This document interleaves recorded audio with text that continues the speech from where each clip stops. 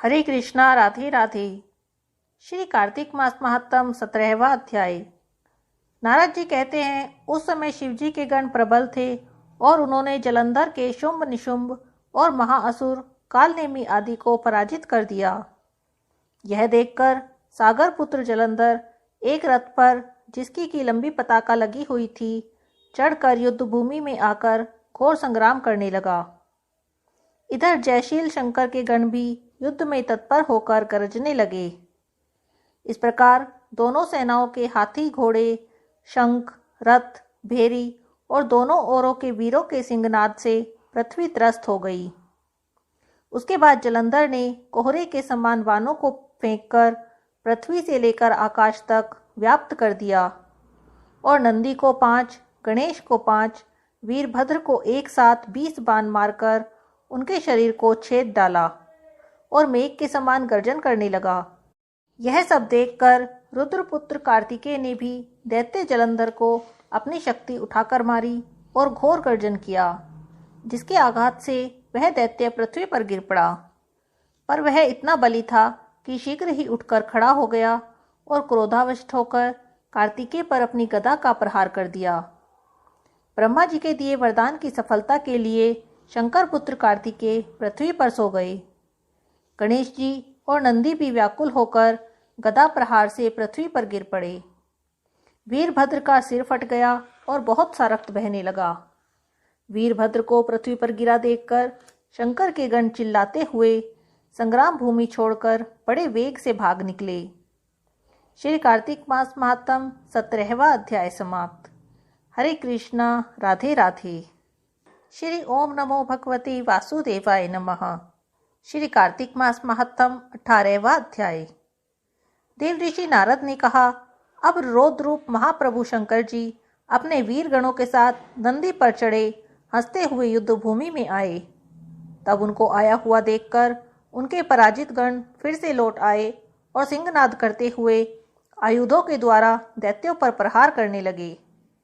भीषण रूपधारी रुद्र को देखकर दैत्य भागने लगे। तब युद्ध में अपने दैत्यों को प्राहन मुख होते हुए देखकर जलंधर हजारों बाण छोड़ता हुआ भगवान शंकर की ओर दौड़ा। उसके शुंभ निशुंभ आदि वीर भी क्रोध से अपने होठों को काटते हुए भगवान शंकर की ओर दौड़े। इतने में ही भगवान शंकर ने जलंधर के सब बाण जलाकर अपने गणों को निर्भय करके अपने अन्य बाणों की आंधी से दैत्यों को पीड़ित करना प्रारंभ कर दिया। खड़गोरमा नामक दैत्य को अपने फरसे से मार डाला। बलाहक का भी सिर काट दिया। धसमर भी मारा गया।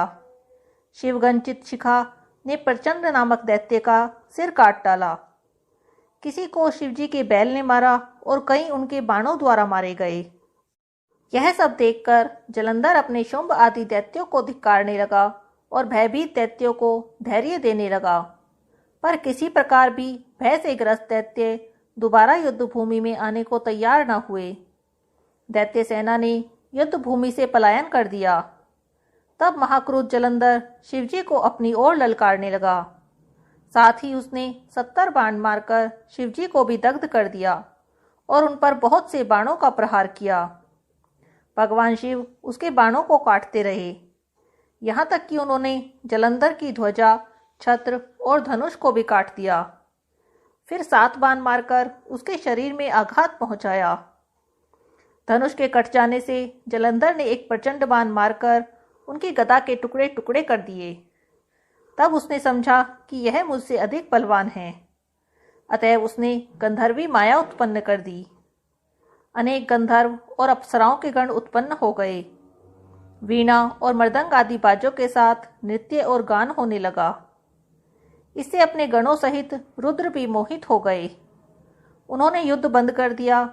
फिर तो काम मोहित जलंधर बड़ी शीघ्रता से त्रिनेत्र भगवान शंकर का रूप धारण करके वृषभ पर बैठ पार्वती के पास पहुंचे।